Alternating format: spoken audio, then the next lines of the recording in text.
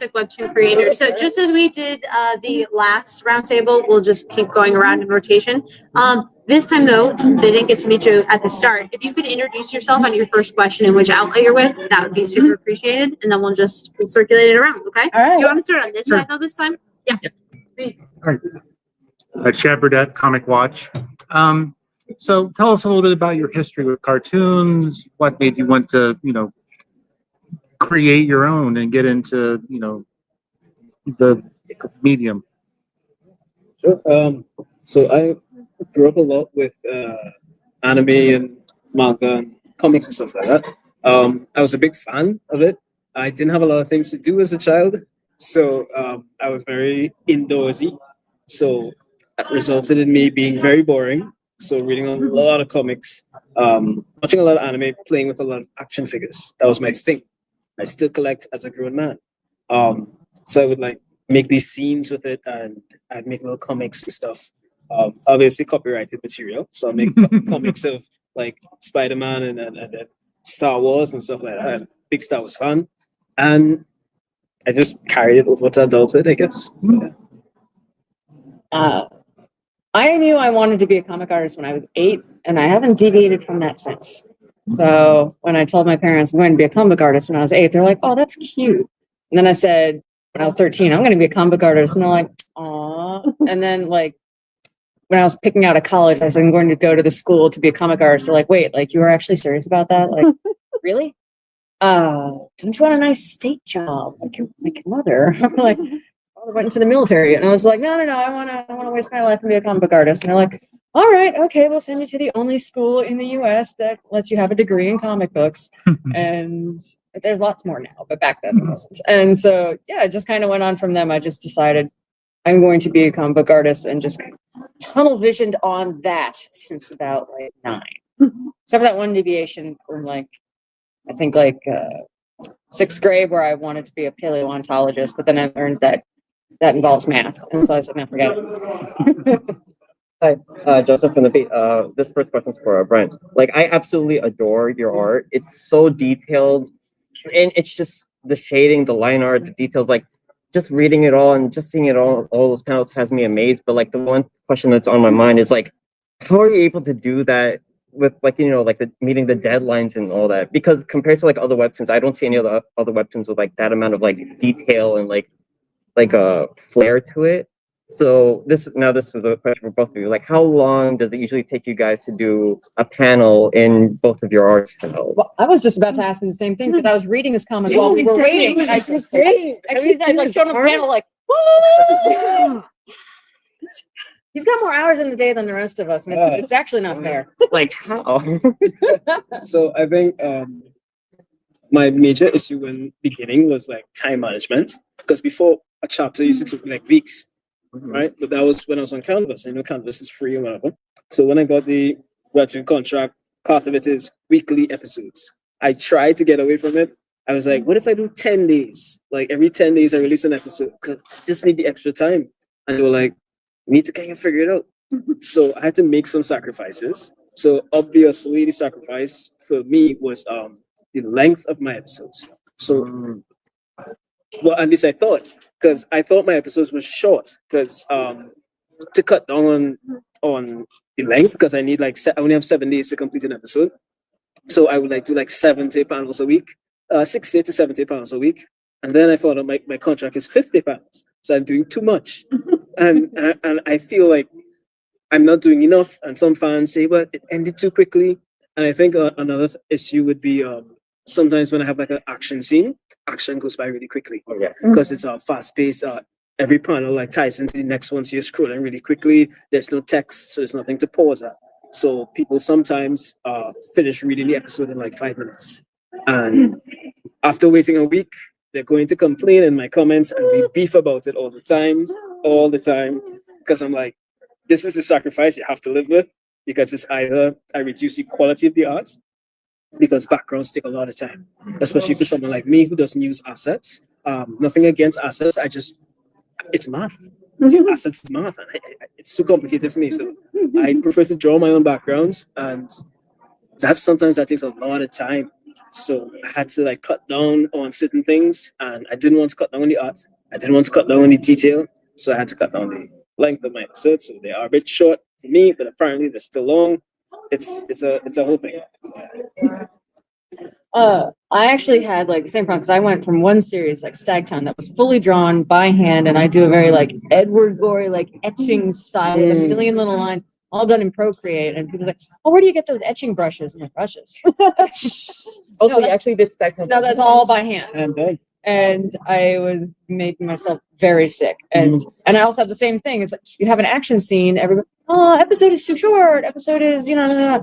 You know what I do? I use words as speed bumps, but they have to slow down and look. I have never had a complaint about an episode being too short. Like people actually say, I really appreciate your extra long episodes. My episodes are shorter than his, but I slow them down by putting lots of like word bubbles. And what I will do is I will say, if there has to be action right here, I am going to front load the episode with a scene of a lot of talking. Yeah. And then you bookend it. You take like action scene in the middle and then talking, and then they scoot and then they. It's like trying to speed in a zone where there's like two speed bumps. You try to speed up between your slow down again. That's actually a clever trick, using like the text to pad out the episodes. It's like it's not so like I don't use like it's not useless. It's not people like, oh hey, look over there. Okay. What is that? Like not like it's useful text, but instead of putting it in big blocks, I separate it out. And what you do is like visually, when they're scrolling, you put it in different places, and then they're like, oh wait, I missed one. Oh wait, I missed one, and then they end up going back. that's experience right there. It's time management. And so, but I had the same problem where I was like, how do I cut down on, well, the one thing that helped me cut down on my work time was realizing when I said, why do I always get to the last day? And like, for some reason, it takes me all day to do 8 panels. And yet somehow I can do those same 8 panels in 3 hours when the deadline is like 5 hours from now. Like, why is it I can do it when I have to do it like right now? And so I thought it's because when you're under a deadline, you cut out automatically, like, I don't actually need this. I don't actually need that. You make the hard decision very quickly. So now when I work, I get up and I set a timer for 8 hours. And then I go by my panels and I say, this many panels done in this hour, this many panels done in this hour, this many.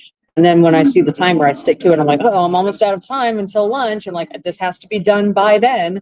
And then I end up just cutting out I don't actually really need to focus on this person's hair that much. It doesn't have to be that flowy. They're just going to scroll right past it anyways.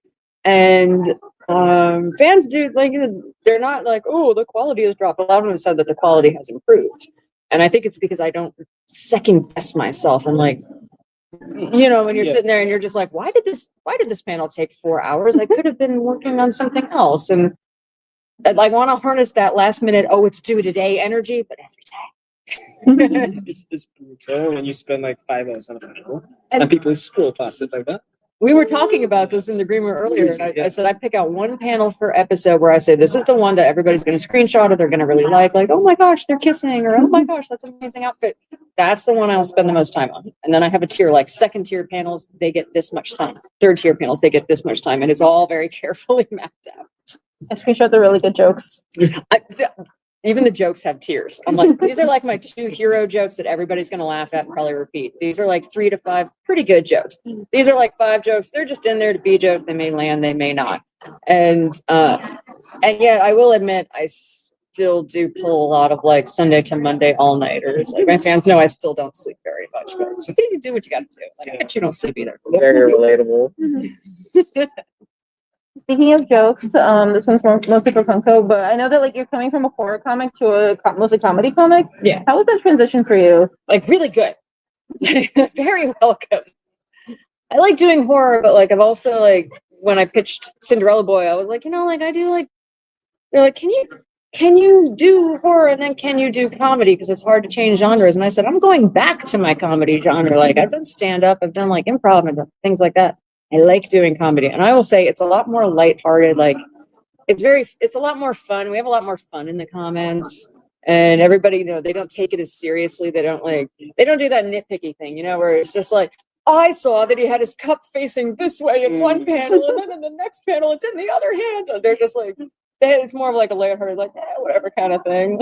And people are like, is Chase a little bit taller than he usually is? I'm like, I don't know, maybe. And they're like, yeah, whatever. I mean, also to be fair, like comedy is basically like not that dissimilar from horror because they're both like mediums that play on emotions. And That's a expectations. really good Yeah. point. Yeah, they have both like intense reactions, just a different kind of reaction. So I guess the adjustment's not that. And for Brent, do you have like a favorite genre that you like to work in or like feel most comfortable working in? Well, I'm a big action nerd, so that's easy for me to do. I just love the whole impact scene. So like my favorite thing to draw is the action scenes, which you would think takes me a lot of time to draw because they're like really flashy and all that, but they're actually the easiest to draw for me because there's no detail in impact scenes because it's really small characters and just like a bunch of effects in the background, right? Whereas like a scene full of dialogue is facial features, wrinkles. It's like a lot of time. So I really love action scenes. So that category really goes for me. A little bit of the adventure because I love when my fans theory craft. So they like to like figure things out and like the Discord is toxic. Who was saying Leo is better? Who was saying Rokash is better? And they're beefing in the comments. And I'm like, yo, I love it. Go ahead. So yeah, I love the adventure aspect, even of an action series. So and my big thing is like flashbacks. So like in an adventure series, you can like introduce more of a character that you didn't introduce in the beginning. So you brought up a new character and you haven't given them his backstory yet. So you save that for like a juicy flashback where he has this really deep backstory. So it really lends to the whole genre. It just adds like adventure to the action series, which is what they're here for, in my opinion. So it allows me to do both, even though I'm really more into the big impact and fight scenes, but I need to have some kind of some meat in the middle of it so that they can have something to read and enjoy and theory craft over. So yeah. I'm very envious of his action scenes. I'm terrible at action scenes. Like everybody looks so stiff. His are like so fluid. Mine are like, I just want to draw stick figures telling jokes basically. I think what I actually want to do is write a stand-up, but I have to have a comic to go with it. Hi, Luke from Anime Corner. This is for Punko first. So for Stagtown, you had these challenges for the trio that they went through. Was there one specifically that you liked the most and you would like to go through? I don't think I'd want to go through anything. But if you had to choose though. If I had to choose, I don't know if I could choose like one that I would be like, this is the one I would accept. I think the one I would least accept was them crawling under when Frankie's crawling under the farmhouse through those vents for hours and hours and hours. That was the one that everybody said, like, this is the one that I can't read. It's so claustrophobic. And that would probably get me the most. But I don't know, like maybe when all of her apartment rooms like started disappearing, then I'm like, well, at least I can kind of plan. Like, let's put the food in the bathroom. Well, like, which room's gonna disappear next? Am I gonna be in it or not? And like maybe I would accept that one the most because you're in the least amount of immediate danger. But yeah, definitely the crawling through the vents would be my least favorite. Like, if I was trapped in Stagtown, I would be like, anything but the vents. Like, anything but that. I'll go down into the caves, I'll do whatever. But oh, you know what? Actually, no, I'm going through the underground river. Oh, I almost drowned. It's an actual underground river in Pennsylvania. It's in Hellerton. I got the hat.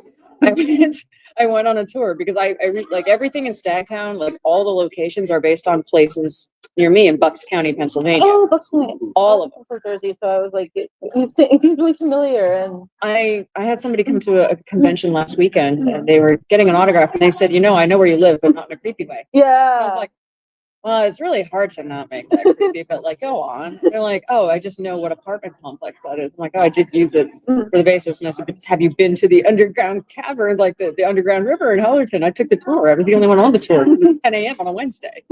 But I wanted to get it right for the comics. So I went on the tour and I got the hat. Yeah, definitely would not want to. That's probably my least favorite then, going through the tunnels underwater. That's one more.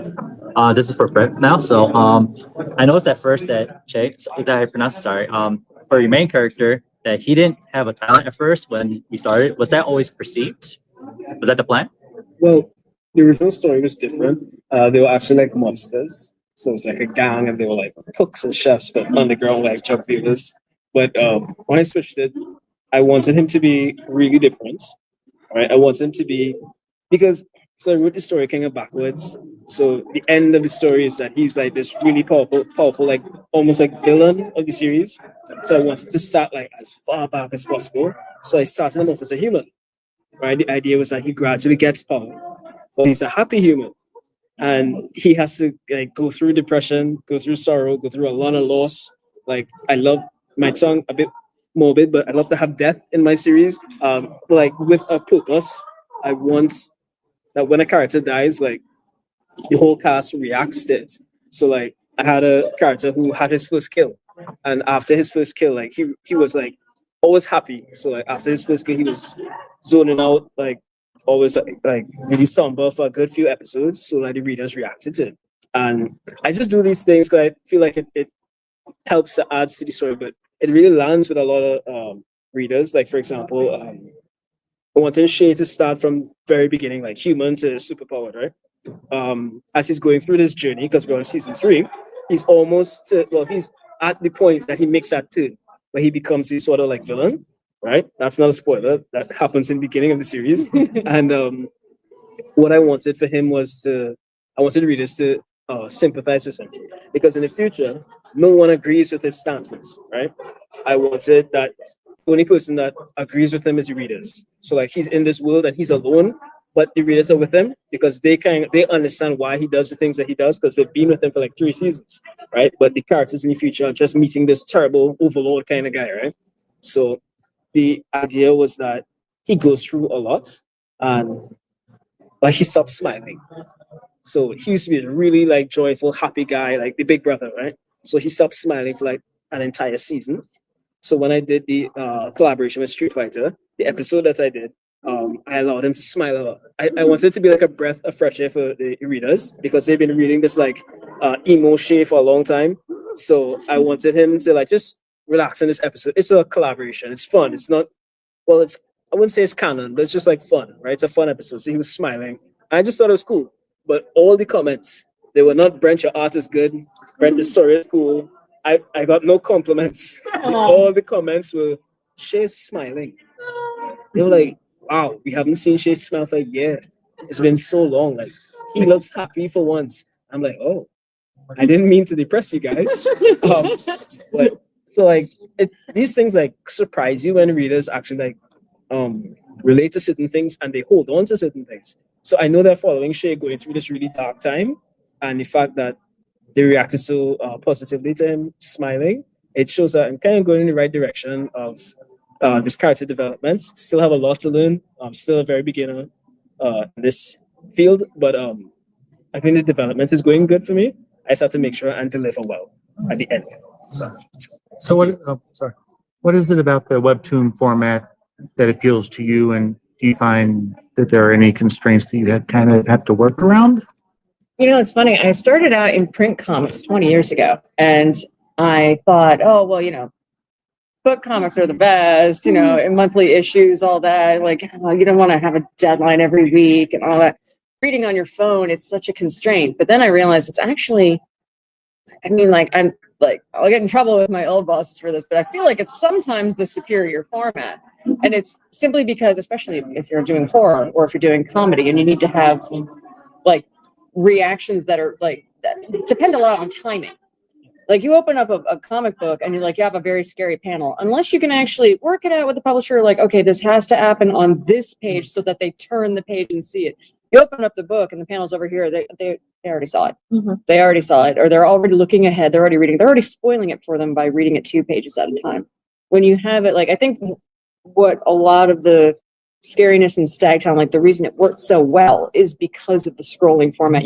They can only look at one panel at a time.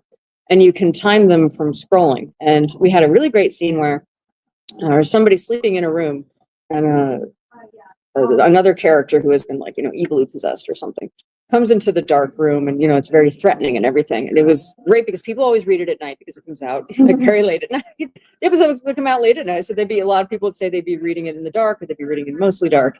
So I had all black gutters for the series. And so looking at it, and the room is dark, and the room is dark, and the image is dark, and the panels of her sleeping in the bed.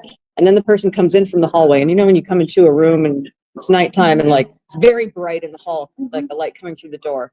and they scroll and scroll and scroll, and then suddenly there's a very bright panel. And a lot of people said like, oh, that really made it feel like I was actually there and somebody really just opened a door and it was like suddenly very bright on my phone. And that just made it feel very visceral. And you can also control the scroll for like a jump scare kind of thing. So when we were putting together, because Stagtown is being assembled into 2 books by Penguin Random House, and we're laying out the book, and I said, oh, don't worry, I've had years of experience in print comics. This is going to be a snap. And then we started putting it together, and I was like, this is ruining all my scares. I want them to read it one panel at a time. This is so unfortunate. And they're like, well, we'll try and move things around and put more pages in. I'm like, yeah, but like I had this really cool scroll thing, and it just doesn't work in both format. So there's pros and cons to each one, but honestly, like I really appreciate the scroll format of Webtoon now. It just helps the pacing so much more. Yeah. We have time for, well, I'll let you wrap up and then we have time for one more question after that, okay?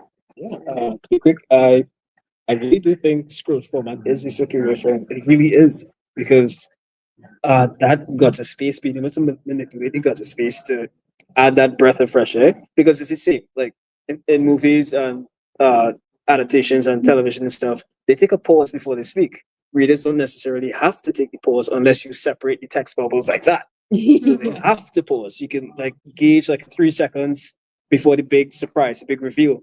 I do the same thing with the reveals. I stretch that gutter space so that when the pop comes up, like I use the whole panel, full screen for the panel, and like I'll put a text and then a lot of gutter space and then the reveal at the bottom.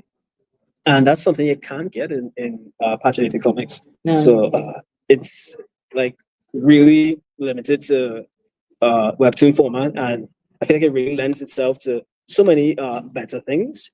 I guess the only drawback would be the size of because most Webtoon readers use their phones. Yes, it's available on desktop, but most people use their phones because it's a lot more practical, and but even with that, they still get good quality because you can zoom in, right? But I feel like that scroll format is superior. It really is. It is. Controlling the timing Yeah, is yeah. what Full helps control. us. And sorry, I got to bounce for Go ahead.